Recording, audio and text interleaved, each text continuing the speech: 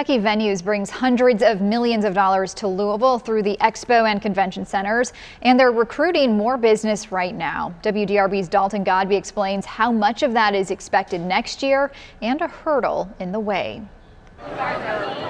Inside the Kentucky International Convention Center, they are walking around right now getting really a greater understanding of what it means to be here. Number 6 crosses the finish line. potential business is seeking a destination. Expo is an exhibition happening at KIC right now. Event organizers hearing pitches from cities across the country about why shows should come to their cities.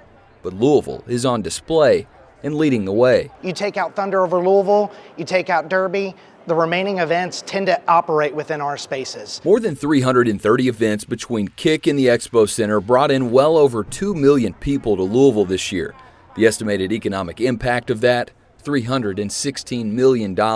These buildings are critical when you talk about filling up hotel rooms, restaurants, shops, critical. Louisville's tourism all but relies on Kentucky venues, but a new law imposing a 6% sales tax on rental space for meetings and conventions could pose an obstacle for those wanting to host shows at these facilities in 2023. We're working closely with those peers that we have and communicating some of the concerns, but we're also seeking guidance from the decision makers looking to implement this policy. Chris McDaniel is the chair of the Senate Budget Committee, and despite concern and confusion, he says the guidance is clear. The person who rents the center will not be subject to the tax. It will be the individual vendors who ultimately distribute there.